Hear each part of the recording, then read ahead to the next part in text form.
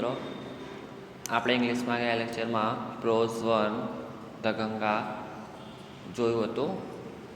આજે આપણે એમાં બીજું યુનિટ ભણવાનું છે. તમારે ઇંગ્લિશની બુકમાં પેજ નંબર 76 ઉપર જો પ્રોઝ 2, તેનું નામ છે the art of white washing.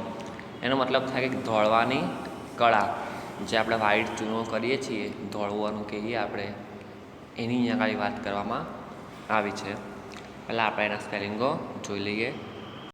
જુઓ સ્પેલિંગ: હોલિડે એટલે રજાનો દિવસ, હોમવર્ક એટલે ગૃહ કાર્ય, ટુ કોલ એટલે બોલાવવું, ટુ વ્હાઇટ વોશ એટલે ધોળવું, હોલ એટલે આખું, ફેન્સ એટલે વાડ, ભીંત, બકેટ એટલે બાલદી અથવા તો ડોલ, બ્રશ એટલે પીછું, કૂચડો આપણે જે ધોળવાનું બ્રશ આવે એની વાત કરી છે. ઇમિડિયેટલી એટલે તરત જ, સડનલી અચાનક, બ્રિલિયન્ટ એટલે ચમકદાર, તેજસ્વી, આઈડિયા એટલે વિચાર, કલ્પના, તુક્કો, સાયલેન્ટલી મૂંગા મૂંગા શાંતિથી, ટુ કન્ટિન્યુ એટલે ચાલુ રાખવું, ટુ મેક ફન ઓફ એટલે ની મશ્કરી કરવી, સ્માઇલ એટલે હાસ્ય મલકવું તે, રિપ્લાઇડ એટલે જવાબ આપવો, ટુ ડિલાઇટ એટલે ખુશ કરવું આનંદ આપવો, સ્વેપ્ટ એટલે બ્રશ ફેરવ્યું, આર્ટિસ્ટ એટલે કલાકાર, ટુ વોચ એટલે ધ્યાન રાખવું જોવું, પર્ટિક્યુલર અબાઉટ ની બાબતમાં ચોક્કસ હોવું, વોલ એટલે દિવાલ, સરપ્રાઇઝ એટલે આશ્ચર્ય નવાઈ, ટુ ટ્રાય એટલે પ્રયત્ન કરવો, ટુ માઇન્ડ એટલે પરવા દરકાર કરવી, ટુ કિલ એટલે મારી નાખવું,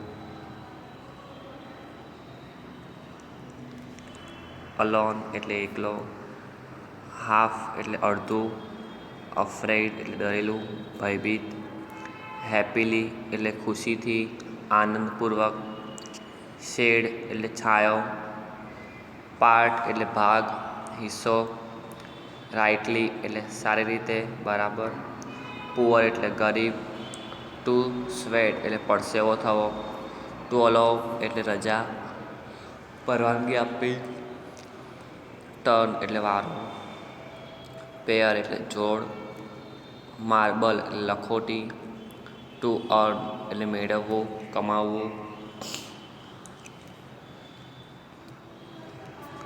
પ્લે થિંગ્સ એટલે રમવાની ચીજો, ટીન સોલ્જર પતરાનો સૈનિક, ડોગ કોલર એટલે કૂતરાના ગળાનો પટ્ટો, નાઇફ એટલે છરી, કી એટલે ચાવી,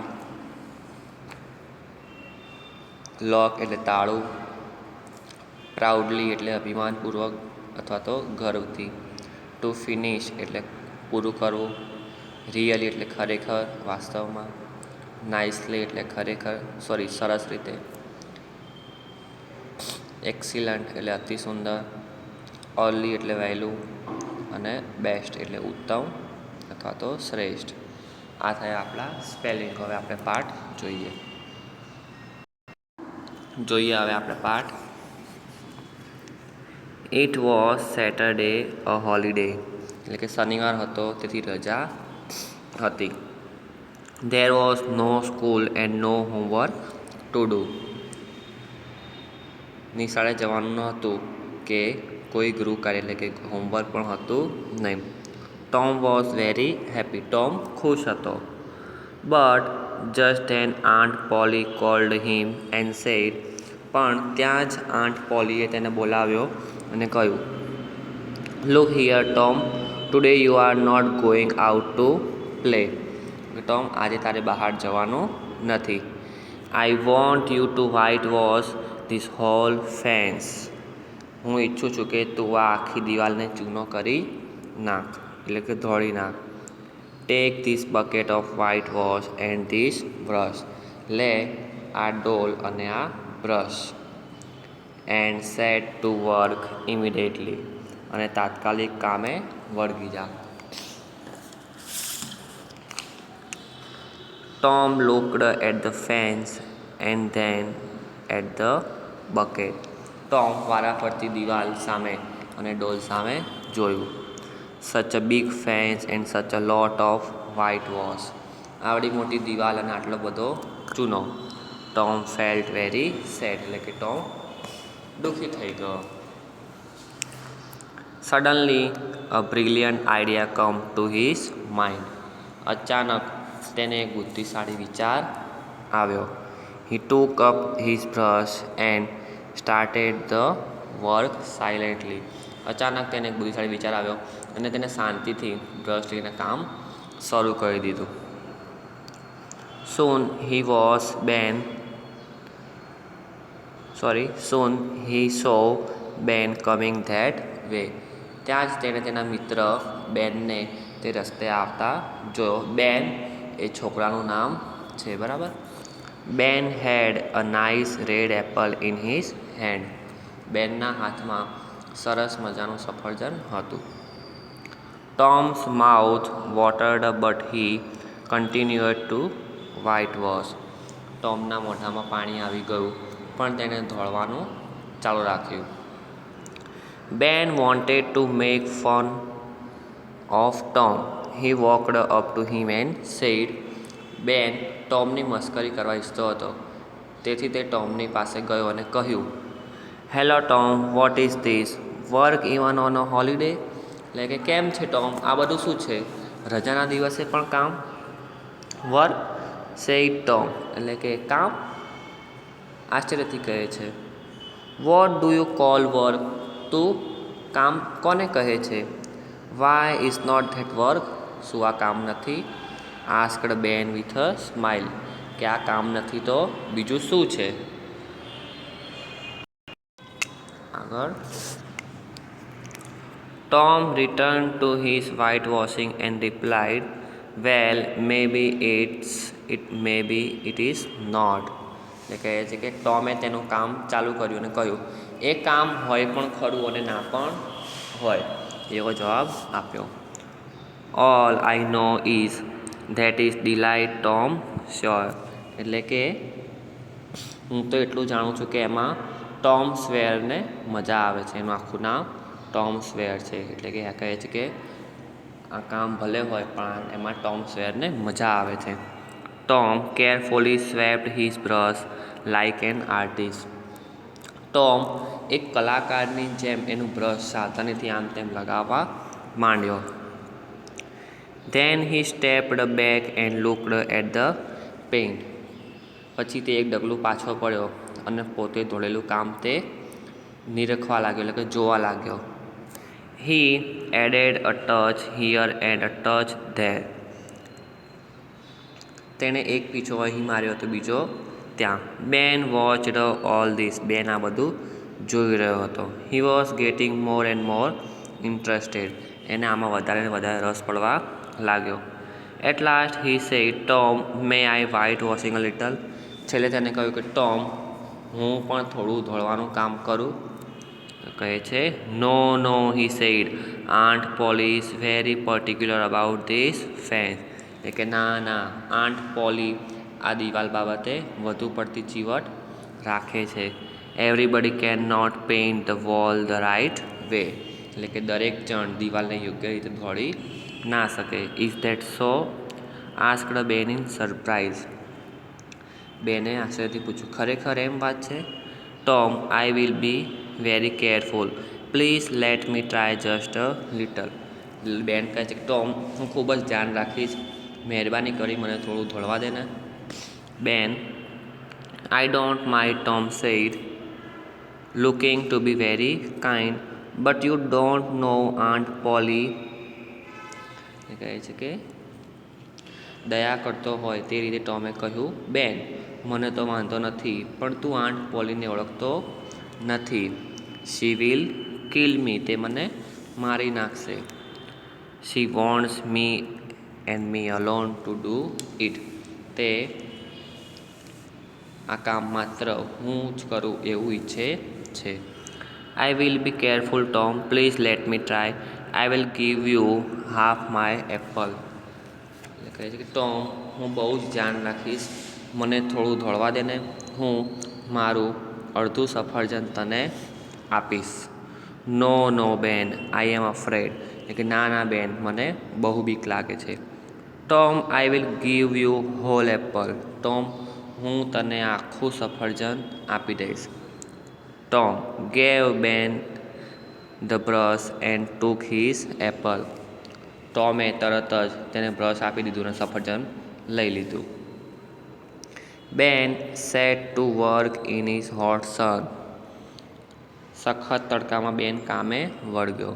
Tom sat down happily in the shade of a tree and ate the apple. Tom શાંતિથી એક ઝાડના છાંયડે બેઠો અને સફરજન ખાવા લાગ્યો. He kept telling Ben again and again, Ben, look at that part of the fence. You have not done it rightly. એટલે કહે છે કે તે બેનને વારંવાર સૂચન આપતો રહ્યો, બેન, દિવાલનો પહેલો ભાગ જો, તે બરાબર કર્યો નથી. Do it again or Aunt Polly will be angry.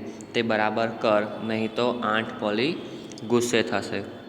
Poor બેન sweat in the sun for a long time. બિચારો બેન લાંબા સમય સુધી તાપમાં, એટલે કે પરસેવોમાં રેબઝેબ થતો રહ્યો. વેન બેન વોઝ ટાયર્ડ. જ્યારે બેન થાકી ગયો. Tom allowed Billy to white wash. ત્યારે ટોમે બિલીને દોડવાનું કહ્યું. Billy gave a kite to Tom. બિલીએ ટોમને પતંગ આપ્યો દોડવાના બદલામાં. એટલે જ્યારે પેલું બેન દોડતો હતો ત્યારે પાછી બિલી આવી, તો એને પણ દોડવાની ઈચ્છા થઈ, તો એને ટોમને પતંગ આપ્યો અને એને પણ દોડવાનું કામ ચાલુ કર્યું. When Billy was tired, Johnny got his turn for a pair of marbles. હવે બિલી થાકી ગઈ પછી જોની આવ્યો, એને પેર ઓફ માર્બલ્સ એટલે લખોટીઓ આપી. પછી ટોમે તેને દોડવા માટે હા પાડી.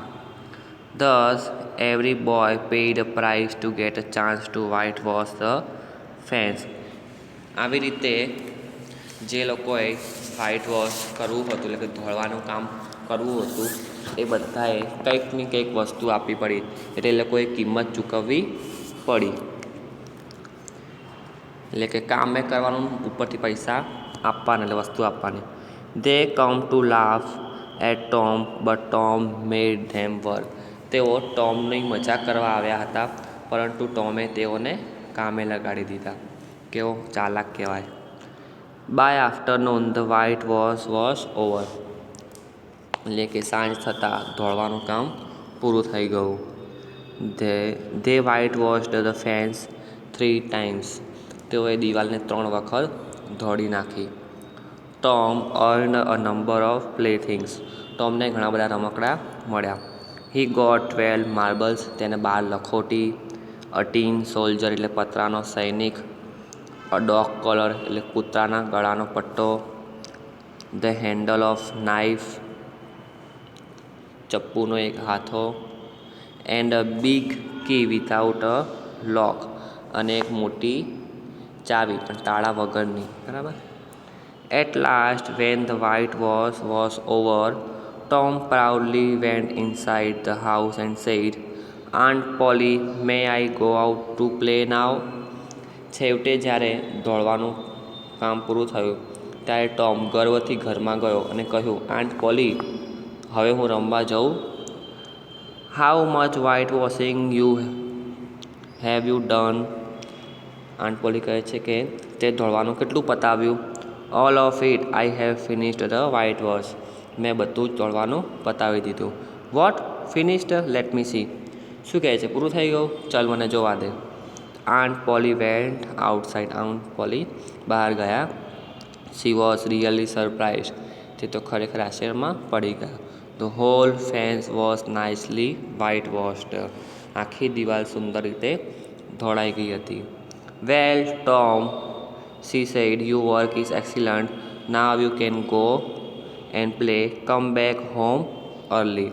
તેમણે કહ્યું, ખૂબ સરસ ટોમ, તારું કામ તો ઉત્તમ છે. હવે તું રમવા જઈ શકે છે. ઘરે વહેલાસર પાછો આવી જજે.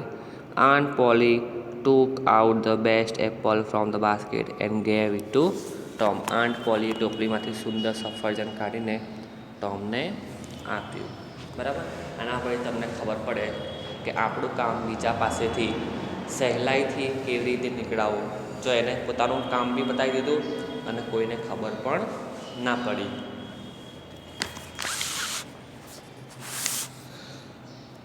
આગળ જોઈએ એક્સરસાઇઝ શું કરે છે એમાં.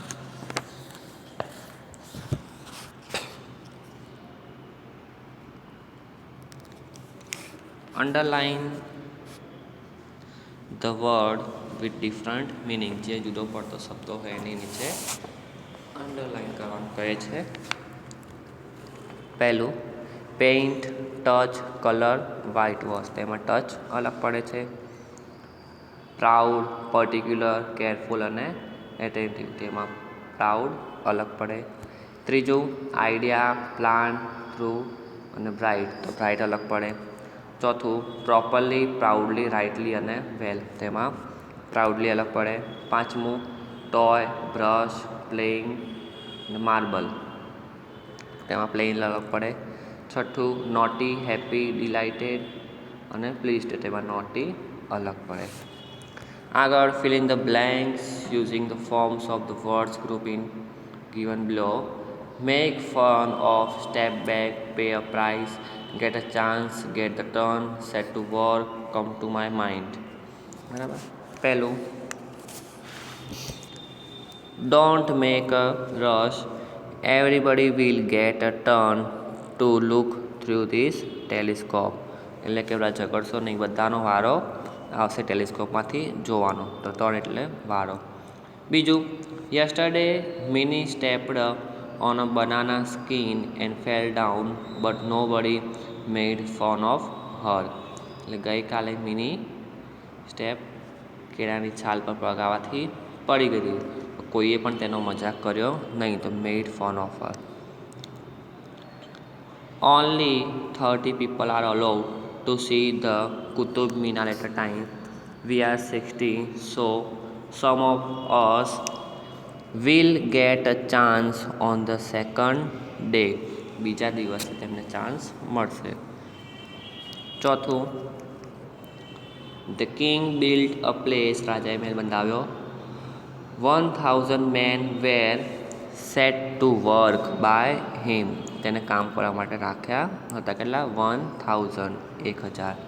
પાંચમું When I went to the stage I forget everything, nothing come to my mind. જ્યારે હું સ્ટેજ પર આવ્યો ત્યારે બધું ભૂલી ગયો, મારા મગજમાં બધું નીકળી ગયું. છઠ્ઠું He put his finger in the electric plug. He was injured badly. He paid a price for his foolishness. જ્યારે તેને ઇલેક્ટ્રિસિટી પ્લગમાં આંગળી નાખી તેને ખૂબ જ ઈજા થઈ. તેને તેનું આ ગાંડ પણ એટલે તેને ગાંડું કામ કર્યું એની કિંમત એને ચૂકવવી પડી.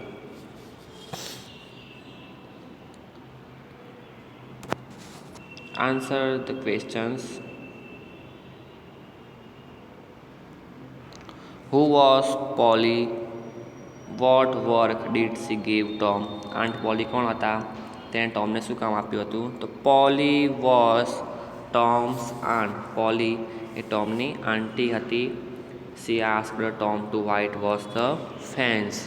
તેણે ટોમને આખી દિવાલ ધોળવાનું કામ આપ્યું. બીજું Who came first? What was in his hand? સૌથી પહેલાં કોણ આવ્યું? તેના હાથમાં શું હતું? સૌથી પહેલાં બેન આવ્યો. બેનના હાથમાં સફરજન હતું. તો Ben came first. There was a nice red apple in his hand. ત્રીજું Who whitewashed the fence? એટલે કે દિવાલને કોણે ધોળી? તો Tom, Ben, Billy and Johnny whitewashed the fence. Tom, Ben, Billy અને જોનીએ દિવાલને ધોળી. ચોથું What did Ben, Billy and Johnny give to Tom? એટલે બેન, બિલી અને જોનીએ ટોમને શું આપ્યું? તો બેન ગેવ એન એપલ. બેને સફરજન આપ્યું. બિલી ગેવ અ કાઇટ. બિલીએ પતંગ આપ્યો. And Johnny gave a pair of marbles to Tom. અને જોનીએ લખોટીઓ આપી. પાંચમું write the sentence which made you laugh. તમને જે વાક્યમાં હસવું આવતું હોય એ વાક્ય વધારે લખો. પહેલું, બેન sat to work in the hot sun, એટલે કે બેન બળબડતા તડકામાં કામ કરવા માટે બેઠો. બરાબર, એને કોઈ જરૂર હતી નહીં પણ તો પણ એ બેસી ગયો કામ કરવા માટે. બીજું, Tom sat down happily in the shade of a tree and ate the apple. Tom શાંતિથી છાયામાં બેસી ગયો ઝાડ નીચે અને સફરજન ખાવા લાગ્યો. ત્રીજું, every boy paid a price two get a chance two white wash the face. એક બધાને ધોળવા માટે કંઈકનું કંઈક ટોમને આપવું પડ્યું, કંઈક ને કંઈક કિંમત ચૂકવવી પડી. આ વાક્ય બધા હસવા જેવા છે. બરાબર, એ લોકોને કોઈ જરૂર હતી નહીં તો પણ એ બધાને ચૂકવવું પડ્યું. આપણે યુનિટ 2 જોયો આજે, એટલે કે પ્રોઝમાં the art of white washing. તમારી નોટમાં સ્પેલિંગો લખવાના અને એક્સરસાઇઝ નોટ અને ચોપડી બંનેમાં લખવાની રહેશે. નેક્સ્ટ લેક્ચરમાં આપણે પ્રોઝ 3 કિલર પ્લાન્ટ્સ જોઈશું. Okay, thank you.